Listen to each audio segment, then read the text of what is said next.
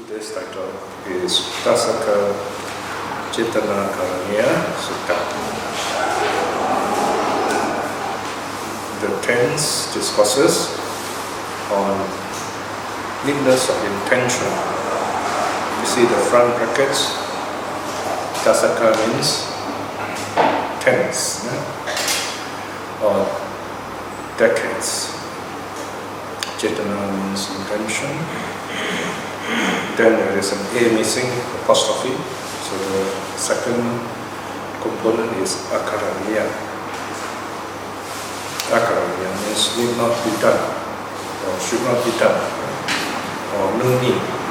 So cetanā'karaṇīya, there's no need for cetana, no need for intention. Sutta.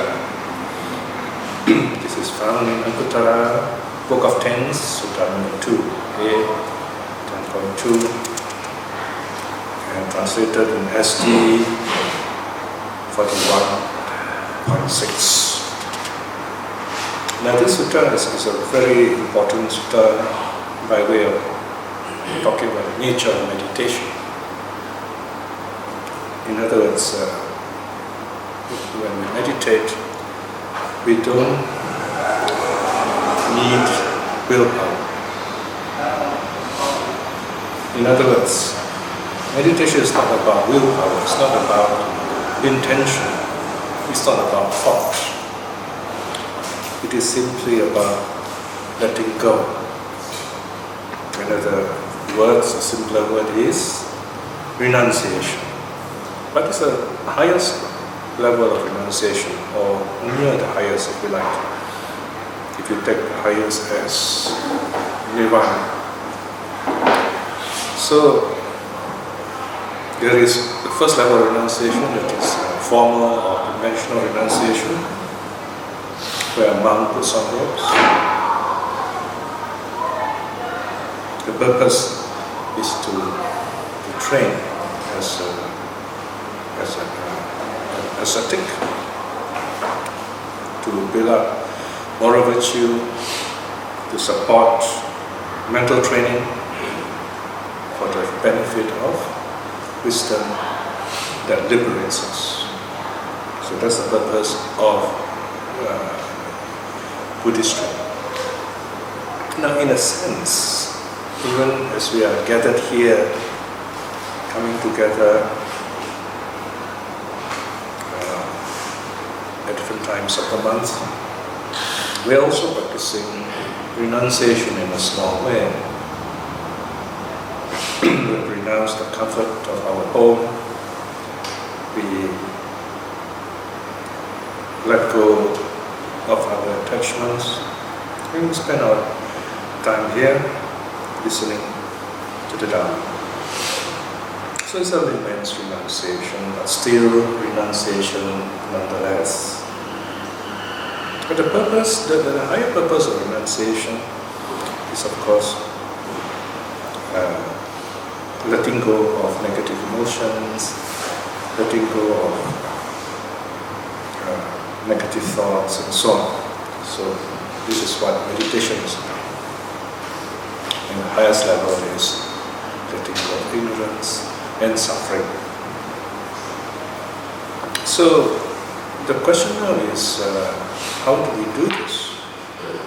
Letting go, you cannot do it forcefully or willfully, in other words. Yes, you may have intention to come here, you may have intention to be a monk, you may have intention to practice the Dharma, but that brings you so far. It's just like the moment you sit down to meditate. From that moment onwards, you cannot use willpower anymore. You cannot use thoughts anymore. You simply let go. The better you are in letting go, the better your meditation will be. Anyone who has done meditation will know what distraction is. Distraction basically is allowing thought to take over your mind. When you allow thinking to take over your mind, we call that distraction in meditation. It's a very interesting way of talking, isn't it? Because in normal, so-called normal daily life, we depend a lot on thoughts. But too much thinking also stresses us. So that's another story. In meditation, we set aside thinking to fully direct our mind to feeling. In Buddhist meditation language, feeling has a very special meaning. There's a very special term for feeling in this connection. And that word is pati samvedita. Pati samvedita. It can be translated as feeling, to feel, and also to experience. So, pati samvedita, in other words, is a direct experience. And in meditation, we try to directly experience the meditation object.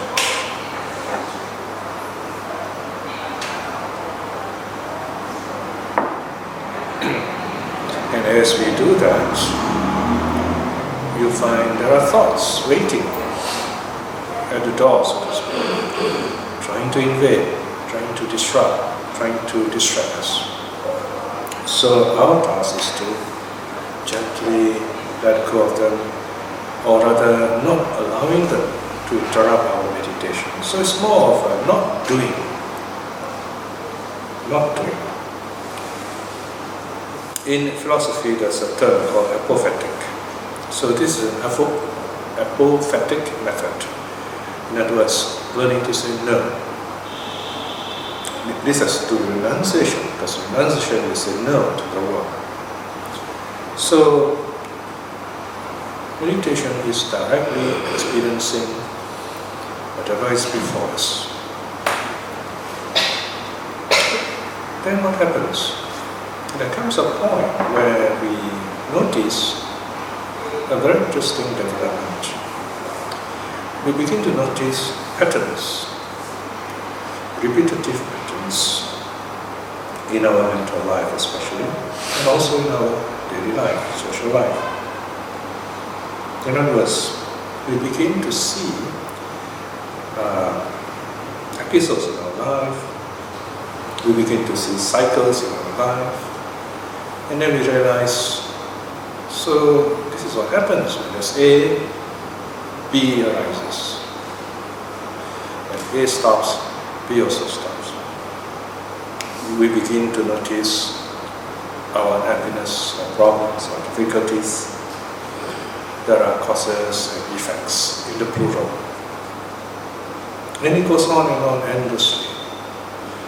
In a sense, we know the causes, we know the effects, but there's nothing we can do about it, except during meditation. Because during meditation, we feel we're in charge, we're in control, we're at peace. So once we realize this kind of truth, we have a sense, a very powerful feeling. It's called nibbida. I've written the word behind. It's number 8, right? So this is sometimes called the nibbida cycle. Nibbida is a very powerful experience. Very difficult to translate into English, very difficult to translate into usual daily way of talking. But we have to try. So you have two kinds of translation. One is the so-called scholar's translation. The other is the practitioner's translation. Let me start with the scholar's one first, because it's more dramatic. The practitioner's one first. The practitioner's translation is disgust. Disgust. When we begin to see patterns of negative behavior and we understand why they arise, we see our pain arising. And we know why in meditation. don't we feel disgusted with it? We say, oh, I should have known. Whenever we get caught up with desire, pain comes. When there is pleasure, pain follows. Always go together. So what's the great big deal with pleasure? That's the nibbida. That's the practitioners we are looking at the things. We already know in some of the minds might say, we can still enjoy life and not be troubled by it, isn't it? Well, that's the scholars' way of thinking. The scholars say, disgust is such a bad word. It's such a strong word. Why can't we use something polite or something more neutral, like disillusion, disenchantment? Well, of course you can if you want to. But it doesn't really reflect the real experience. Meditators will tell you, for example, if you put your hand into the fire, you get burnt. Do you say you get disenchanted with the fire after that? You're not wrong, but if you say you're disgusted with the fire, it's more real. You fear the fire even, okay? But fear is not used here. The word nibbida again is not disgust in the sense of hatred. What I think we are troubled by, or what we object in this word nibbida, is we think there is the word fear or hate being connoted. So we can rest easy by understanding that no fear, no hate are involved. In other words, we don't need fear or hate. It's not a negative emotion.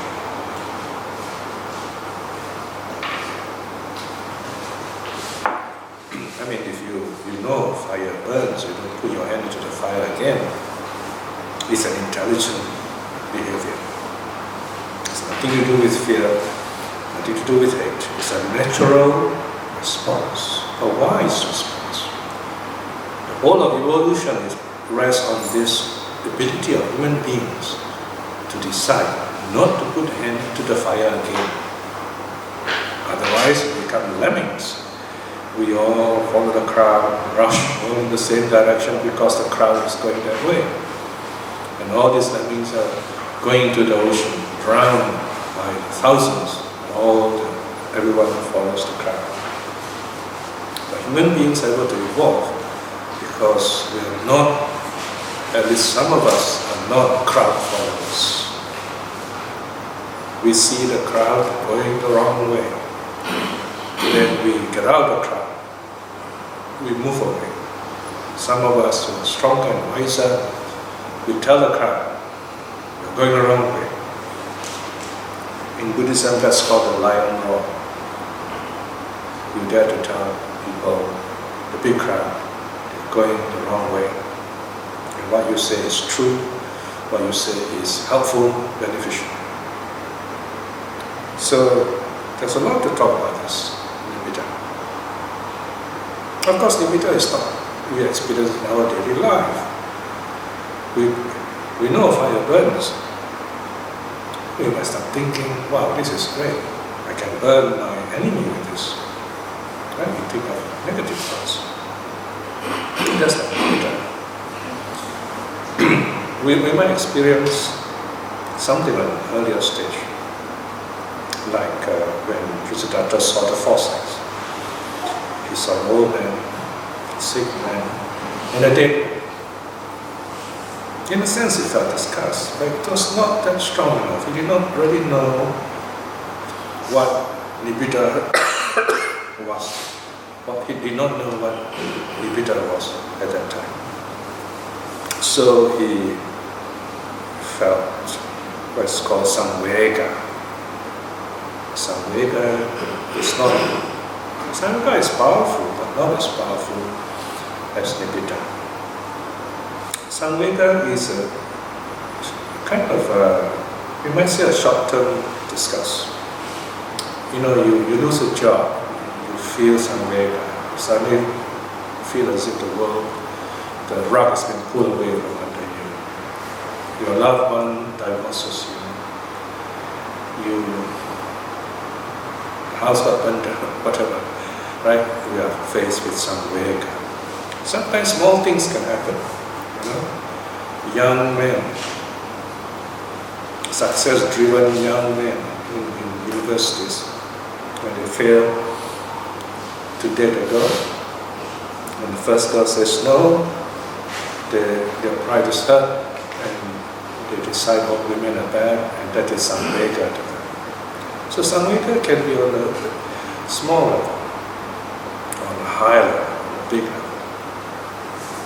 But in the case of Prince Siddhartha, samvega is so powerful that he was really troubled by it, because he was a spiritually sensitive person.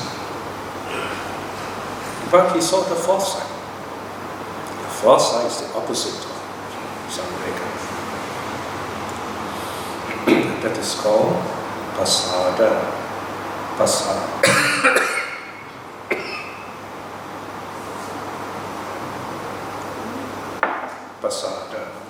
Pasada means kind of a joyful feeling of faith that this problem can be solved, that is the right way. Pasada. So he saw this peaceful renunciation, and he knew that must be the way out of these three aspects of samvega. The old man, the sick man, the dead man, representing decay, disease, death. There must be a way out. That's the fourth. The fourth side is this renunciation, pasada, joy. So nibbida has that kind of significances. When we have nibbida,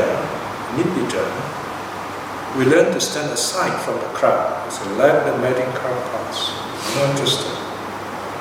We are happy the way we are. So nibbida, although we translate as disgust, it's not a negative emotion at all. It's like you have got out of this huge big fire and you are safe. But that's only the beginning. To work your way, if you notice number 9, 10, 11, dispassion arises. And thus you begin to let go of the world. But we'll come to all that in a moment. I'm just giving you some introduction to the Sutta on the nature of nibbida, which is the result of letting go. Okay? So that's what happens here. Now, just to help us, there are diagrams here you can see. I'm not going to look at the diagram on page 77. The awakening factors and the 11 limbs. When we talk about meditation, you talk about the awakening factors. You begin with mindfulness, directing your mind to your meditation object, and then you investigate, observe the mind objects, notice them as impermanent, and so on. Number 3, you keep on making that effort, you keep on putting on that energy, not giving up, right? For example, people might say, oh, I've been meditating, but I didn't get the result. We don't talk about it. We don't give up. We go on doing it. Every time we're taking a step ahead, so more or less. Then when we realize, yes, we're progressing, when we look back, our lives have been more peaceful. Zest arises, joyful interest. That's number 4. With zest comes tranquility, body and mind are peaceful, you are happy. Then comes samadhi, mental concentration, mental stillness. And with that comes equanimity, which is here a blanket term for a lot of important events leading to awakening. So we can see a kind of expansion on the awakening factors to the 11 links mentioned in this sutta. 11 links on the right hand side. The 11 links begin with moral virtue, keeping precepts.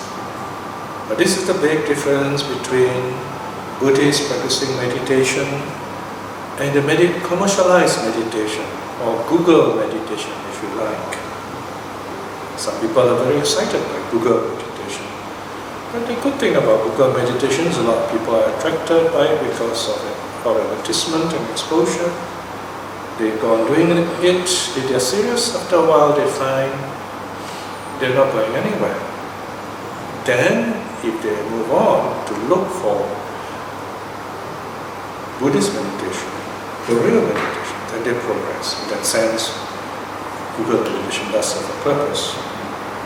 But we must never forget, Google meditation, the word Google comes first. It's more about Google than it is about meditation. Meditation is very popular, it's up and coming, and people are very interested in meditation. So Google feels that it must have a part that uses meditation to promote itself. So what's the difference between Google meditation and Buddhist meditation? Very important difference is moral virtue. You are not expected to have anything to do with moral virtue in Google meditation. But in Buddhist meditation, you need the basis in moral virtue. Your body and speech must be in order. You must work hard to be morally wholesome, ethically healthy. Keep your precepts. Then you find it's easier to meditate. Why? Because then you're not remorseful. Because if we keep breaking the precepts, when we sit down and meditate in the peacefulness of our minds, these thoughts will come back.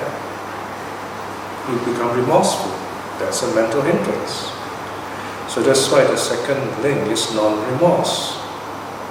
So when we are not remorseful, our mind is free from remorse, free of thinking about the past, then we have mindfulness. You can see mindfulness on the right hand side. Now the next link in the 11 links of the Sutta, A10.2, is gladness. And with gladness, in other words, when you're happy, you're able to direct your mind to investigate the mental objects. You can make effort because you're happy. And from gladness comes zest, joyful interest. And then you see zest also is an awakening factor to show how important it is. In other words, you simply feel you want to do meditation. Such a peaceful, such a beautiful experience. And as a result, you have tranquility and happiness. And on the awakening factor side, you also have tranquility, body and mind, and peace. Well, apparently in the 11 links, tranquility refers to bodily happiness, bodily tranquility. Happiness refers to mental tranquility. Whereas in the awakening factor, tranquility covers both aspects. And from all these arises concentration, samadhi, same word in the awakening factor also.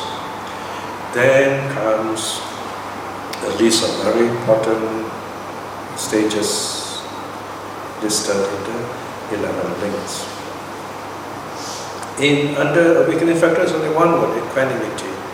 So we have a better idea about what equanimity here refers to. You have revulsion, dispassion, liberation, knowledge of the destruction of the influences. This is arahatu.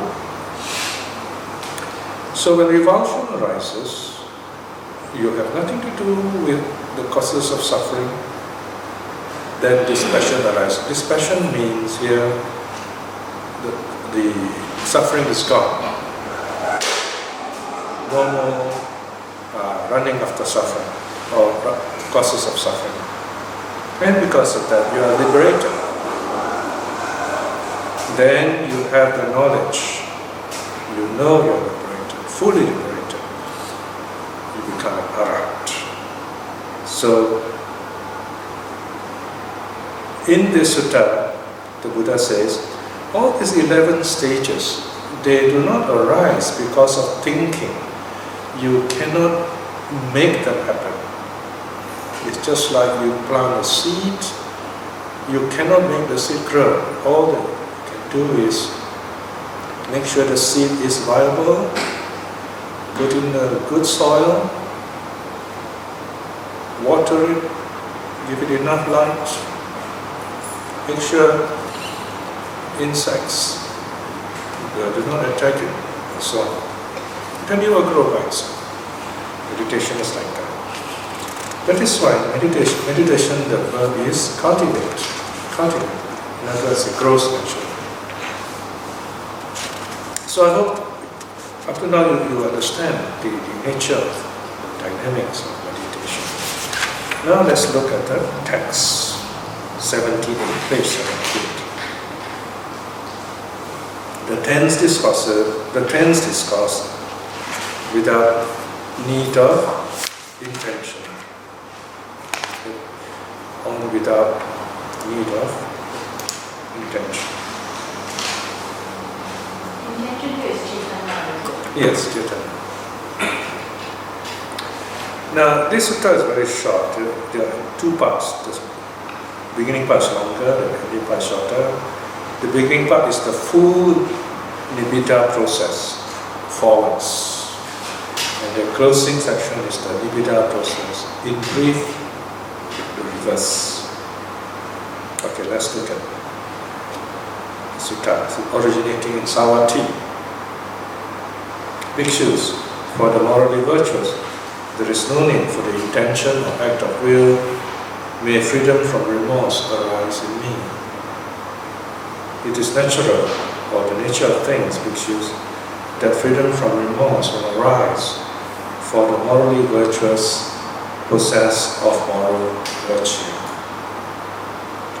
Look at this, examine this first paragraph. If you keep your precepts well, then you meditate, you feel at peace with yourself. You feel at peace with yourself. At least some level of peace. This is the first step. If someone asks you, what's the most important thing to do for a good meditation? The best answer is keep your precepts well. Of course, you can give other answers such as find a good teacher, right? And the good teacher will tell you the same thing. Keep your precepts well. Bhikshus, for the one free of remorse, there is no need for the intention. May gladness arise in me. It's simple psychology. Right? You keep the precepts well, you don't feel bad about anything, you don't have guilt, you are remorse-free, no remorse. Guilt-free. Right? Now, most Buddhists, if they are truly practicing, they don't feel remorseful if they don't come for Sunday classes at the temple, like going to church. You don't feel remorseful because they are keeping the precepts, right? But they might not even feel remorseful. You don't come for Sutta study because they're keeping the precepts, right? Because that's not the way we work.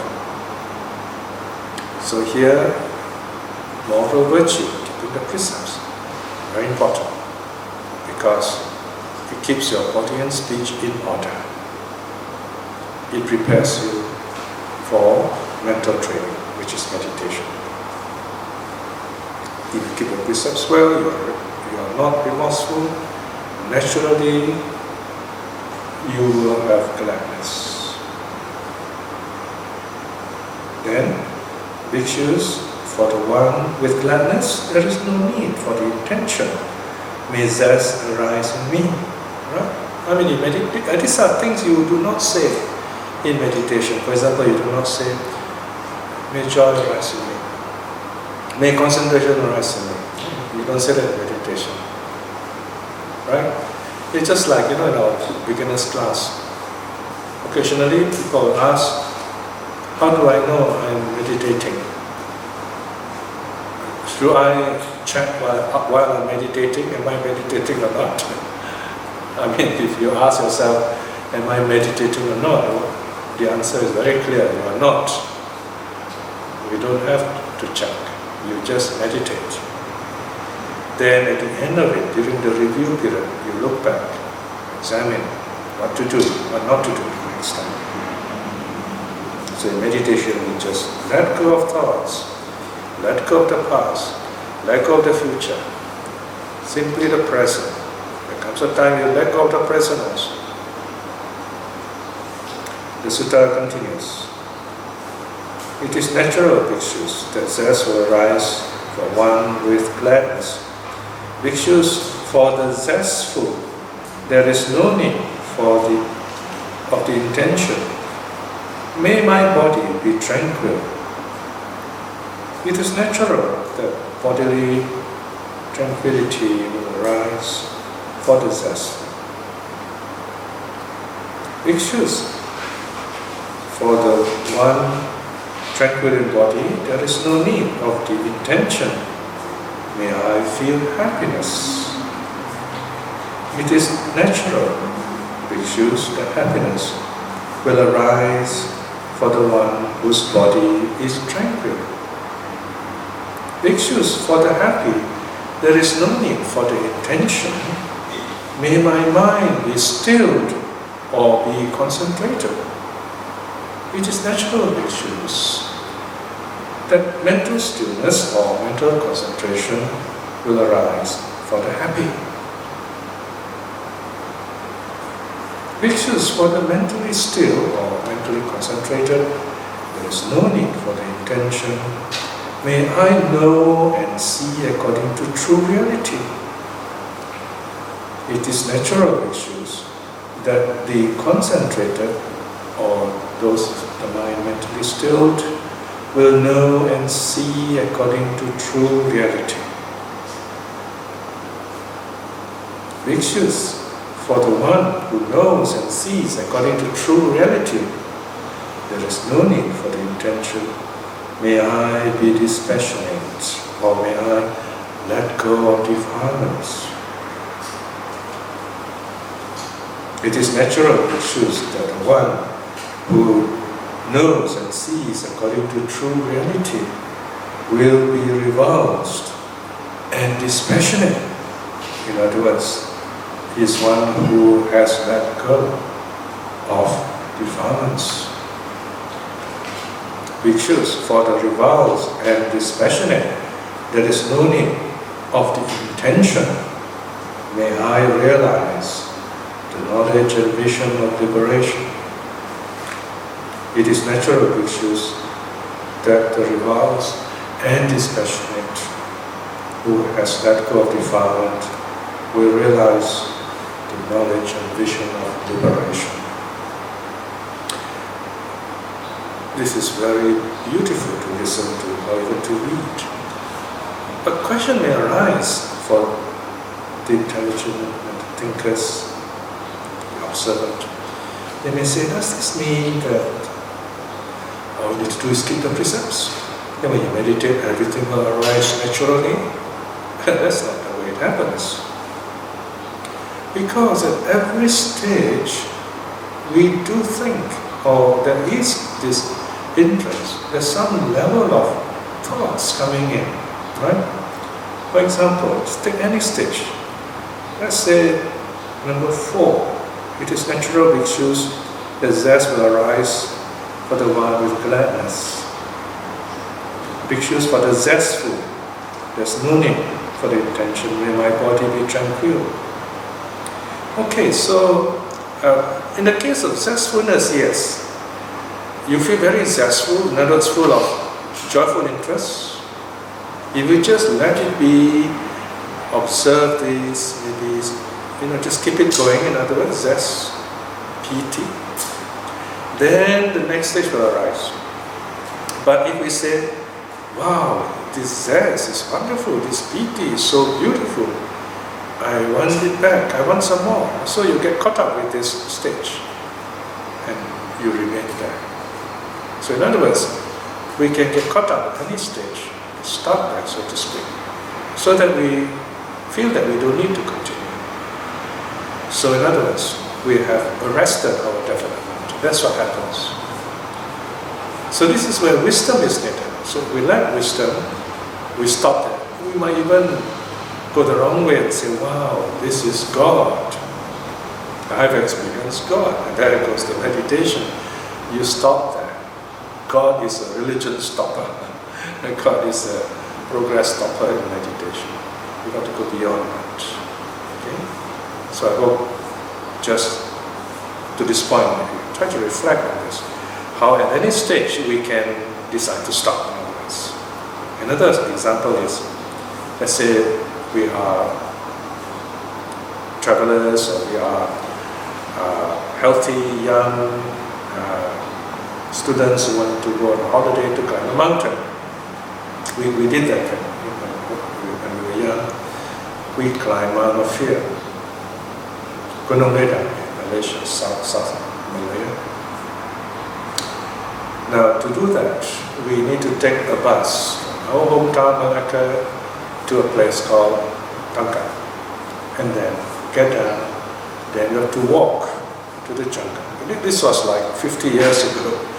Today you have a nice road going up to the mountain. Okay? So once you reach the jungle, you know you got 4 hours to walk to the first mountain.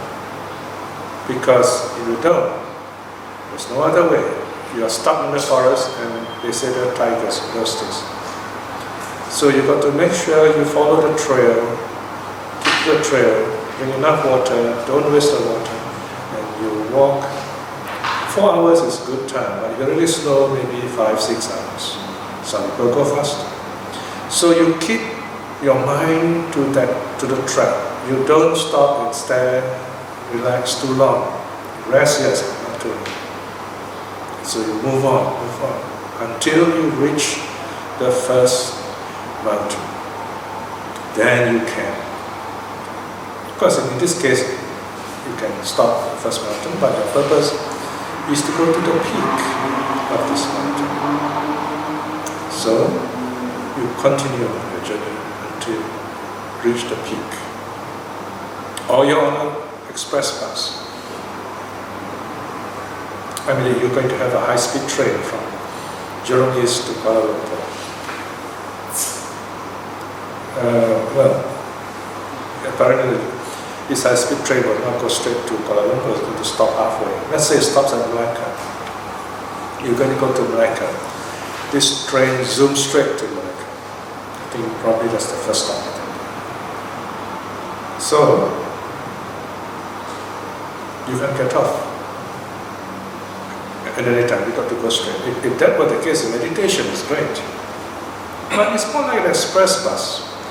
You take an express bus from Singapore to KL, you see something nice on the roadside, you tell the driver, hey, stop a while, I want to see this, I want to buy things, I want to buy durians, it's durian season. And then you go along the way again, you see something else, rambutans, you stop a while, you want to buy rambutans. So the journey is going to take a long time. We might not even reach Kuala Lumpur the same day. You can't do that because you're an urgent business.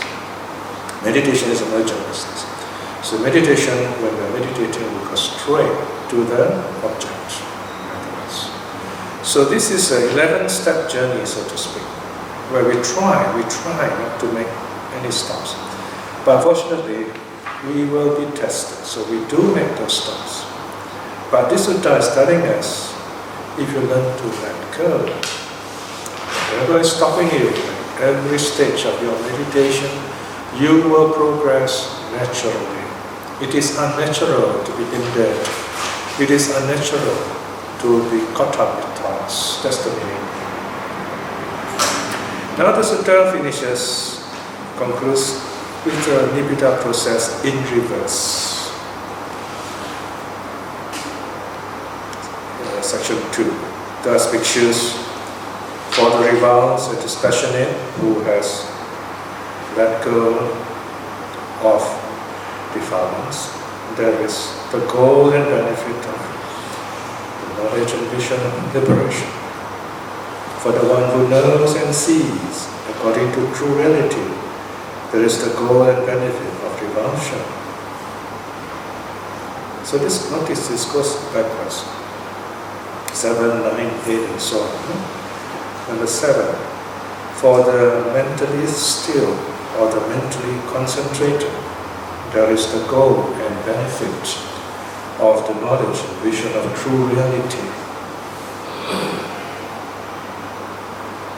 For the happy, there is the goal and benefit of mental stillness or mental concentration. For the tranquil, there is the goal and benefit of happiness. For the zestful, there is the goal and benefit of tranquility. For the glad, there is the goal and benefit of zest. For the remorse-free, there is the goal and benefit of gladness. Wholesome, virtuous conduct has the goal and benefit of freedom from remorse. So it is a cycle in reverse. Thus, bhikshus, one state permeates another, one state fulfills another, for going from this shore to the beyond. Right? So this is the example of what's called conditionality. Wisdom, awakening arises through this kind of conditionality. We start with giving the precepts. Then when you sit down and meditate, you are at peace with yourself. You go on with that. That's how sila, samadhi, panya is put in a progressive way as Buddhist training. So we end the sutta. What about the metta meditation? May I be well? May I be happy? Isn't it Yes. Alright. Metta meditation, we do say some things. There are many kinds of meditation. There are supporting meditation. The key meditation referred to here as breath meditation. Breath meditation is the key meditation that brings awakening. Loving kindness is also possible. In loving kindness, you have a choice. If you find difficulty doing breath meditation, you can do loving kindness. Right? In other words, let's say people who are sociable, like talking to people, very friendly, and they find sitting peacefully, watching the environment difficult. It's easier for them to start with loving kindness. Again, even in loving kindness, you say, may I be well and happy. You don't just say it. You say it and then you let it happen.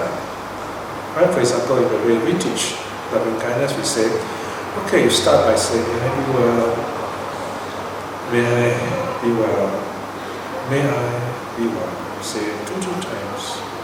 And then you are silent. So that your body and mind can feel what you have said. You feel it in your body and mind. You feel the loving kindness in your body and mind. That's the part of letting go. You let it go to seep through, to permeate through your body and mind. Then you send your loving kindness out. May all beings be well and happy. You just say it, let it happen. You don't say, you don't ask, oh dear, how many people can actually feel this? Is this really happening? You know, of course, if you think in that way, your thinking, your meditation definitely won't work. So what happens in loving kindness is you are clearing away all these negative thoughts in your being. It doesn't matter whether the loving kindness touches other people or not. It may not. That's not the point. The point is you are building up this loving kindness in yourself to such an extent that people can feel it in time. In that sense, this cetanā'karaṇīya also applies in metta-bhavana, cultivation of loving kindness. Any other question on this topic? I'm not sure I understand that really. I read your comments on your explanation on the phrase, meaning of the phrase, there is no need of intention. In my mind, the intention of cetana is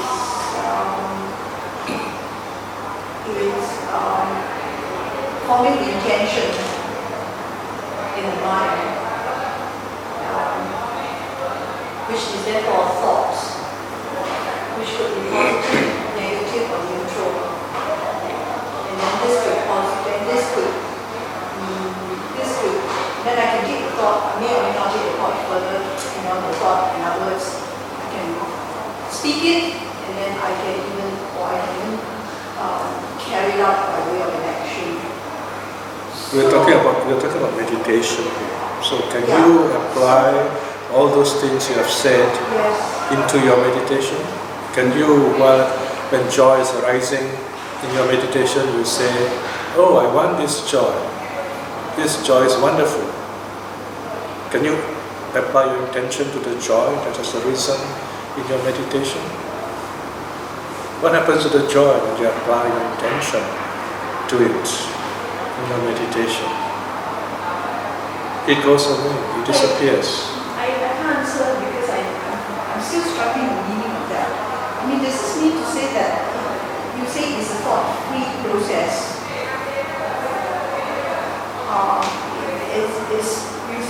You sort of explain it, you sort of expand the explanation of the cetanā'karaṇīya to be thought-free process. So let go thoughts, let go thoughts. Is that what it means? Yes. But then you just explained that Metta Sutta is it's also cetanā'karaṇīya. Yes. But then you are meditating in loving kindness, the part where you are silent, you have to let go of what you have said also. Then it works. You say, may I be well, may I be happy. Then you are silent, you let it sink in, so to speak. That's the part. That's the part which is important. You cannot do anything more than that. You just say, may I be well, may my family be well. You just say that. That's as far as cetana goes. Cetana, intention, does play a role in meditation, but only to the moment your body, speech and mind take you. For example, once you sit down, you're sitting down, you close your eyes, your five senses are put to rest. Because if we are working with our five senses, then we have to deal with them. We have to all the time respond, react to them. We see something, we process, lots of intention at work. So the last one we work with is the mind. We slowly calm the mind. And then we don't have to deal with thoughts anymore. The mind settles down naturally by itself. In other words, there is an aspect of the mind that knows, but the mind does not do. So there's the doer and there is the knower. So you just know, watching. Okay? In this sense, there's no intention. So when you say, may I be well, may I be happy, yes, there is intention there. But after that, you let it go. You must let it go. Feel the peace. When you feel the peace, the feeling comes, you feel joyful, that is not intention. So there's this process, in other words. So what cetanā'karaṇīya says, you cannot go on, you can't just say, you can't recite, may I be well and happy, as a whole process of loving kindness. That is chanting. That's the difference. So in loving kindness, You only say the words, you only use the memories to the extent they bring you that joy and feeling, that peace. And once you feel the joy and peace and all those wonderful feelings, you don't need those props anymore. You let go of the intentions. What if your object of meditation is not metta? Say, for example, any one of the four foundations in the Sutta, or anything, or any other subject. It's the same. So let's say you take Satipatthana, okay, body-based meditation. You start off watching the breath. The breath comes in, goes out, you watch it, and then you become focused, no intention there. Then you come out of it. And then you watch feelings. You've got to come out of it. You know, when once intention is there, you come out of the meditation. If you really understand the nature of meditation, and you understand that while you are meditating, the deep state, the samadhi, calm state, there are no thoughts. In all the definition of jhanas, the four jhanas, no thoughts are involved. Except maybe in the first jhana, some remnants in what's called vitaka vichara. Little bit, just enough for us to watch the object. That's all. Second, third, fourth jhana, no thoughts are mentioned. Okay? So give it a bit of time to sink in this one. And the next time you meditate, notice during the review period, what does this mean? So here, read through this passage again and then reflect on it. Okay, see what it means. Okay? Yes? It's about meditation. It's about letting go. Letting go, whatever arises in your mind when you meditate, you let go. Let go. Moral virtue, keeping precepts. Keeping precepts. Okay? So, you keep your precepts so that you don't think about all the bad things you have done. If you think too much about the bad things you have done, you can't meditate. Then you won't be free from suffering. Okay? Testing. Sorry? Oh, zest. That's joy. When you meditate, joy arises. You feel happy. Okay? What you can do is you can read another the chapter on dhyana. All the words are explained, zest and so on. Okay? If you want to know the chapter, then email us or start for the chapter. Any other question? I have a question on non-remorse. It says to be truly mindful, to be clear of remorse, which in turn comes of immoral or unwholesome conduct. So what page is that? So it's page 77, 1.53. 153, okay? 1.53, second line. Mm. In other words, to be truly mindful, we need to be clear of remorse, which in turn comes of immoral or unwholesome conduct. Yes. So if I understand this, what it means is that if you have remorse, it means you have done something wrong. Yeah. So because you have done something wrong, you feel remorseful. We can also put it another way. We think we have done something wrong. Yeah, okay. Yeah. It may not be really wrong. Yeah. We think Yeah. it is wrong. So the target here is to be completely clear of remorse. That means you have not done anything wrong yet, or Correct. you think you have not. Yes. It's very interesting because there's a story of great compassion of Sariputta, where he made a remorseful killer. He has really killed people, and he rightfully should be remorseful. But Sariputta told him that it was not his fault. Don't think about all those things. And he was fortunate to be an arhat. So this killer let go of all those negative thoughts. Of course, he practiced precepts after that. And when he died, he was reborn in the heavens. So it's even possible for a bad guy to go to heaven in this case. But of course, heaven doesn't last, is it? Okay, he doesn't get enlightened. But the point is, it is possible to help people when they're remorseful. But remorse at least a virtue.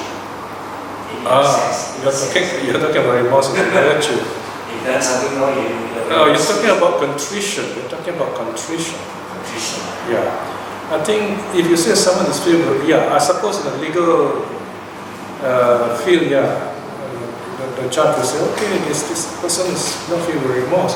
So let's put it that remorse has got two aspects, negative and positive. Okay? So I think when the judge says this person has remorse, he means contrition. Yeah. So if you understand remorse as meaning contrition, yes, I totally agree with you. But if let's say I'm a God believer and I don't go to church one Sunday, I feel very remorseful, I feel very bad, it's not a happy thing. Or I don't come for Sutta study for one day or 1 week, I feel remorseful. Some people may say it's a virtue, but I don't see it as a virtue.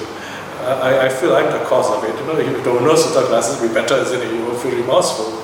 So it doesn't work that way, you see? Right? So what the Buddha is saying, if you keep the precepts well, we have no reason to say, I should have done this, I should not have done that. So you feel you can just leave all those things behind. You have done what needs to be done. The remorse is more than regret. Yes, it's a stronger sense of regret. Guilt and regret. Guilt is another word for it. Yeah. Guilt is another word for it. Correct. Maybe I should, mention the word guilt also. Guilt and remorse, I think. Correct. You carry this emotional baggage. True. Yeah, it's interesting because in English, remorse can be broad. I think this positive sense is probably only in the legal field, right? You're not a lawyer, we have brought this up. It's just interesting that you raise it up. I will have to give it some thought and maybe mention that also. It's quite useful because there is contrition after all. Contrition is very clear. Contrition means you really feel, okay, I feel really bad about this, I shouldn't have done this. Even contrition can be an obstacle. Yeah, it can be an obstacle too. You still feel bad about it. Contrition arises. But if you let go of it, you say, that's it, I'm going to forget about this, yes. There must be also a letting go. Forgive yourself. Forgive yourself. That's the toughest thing to do. Correct. So I don't know whether should we include forgiving yourself in contrition or not.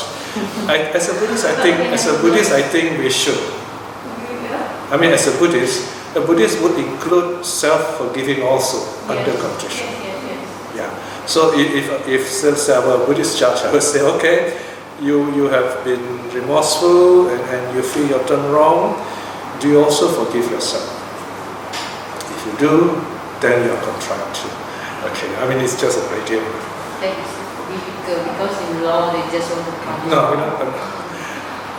well, there is justice. Okay, we talk about justice also. I think the ideal, of course, is not to have anything wrong. That's the ideal. Correct. But if you have done something wrong, To let it go. the next best thing to do is to be remorseful. Yeah, that means if you have an accident, drive a car, and you knock into somebody, you have to be remorseful. that's the problem here. You see, we cannot use the word contrite.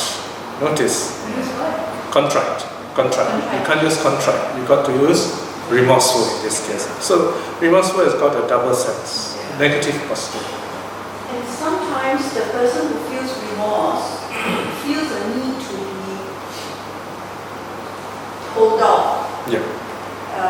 Give an example. I had a secretary who typed in the wrong thing on the form which had to be filed by one of the registries, as a result of which the firm had to go to court and apply to have that reversed. And it was a typo error, which I didn't see. So I didn't take her to task, I said nothing,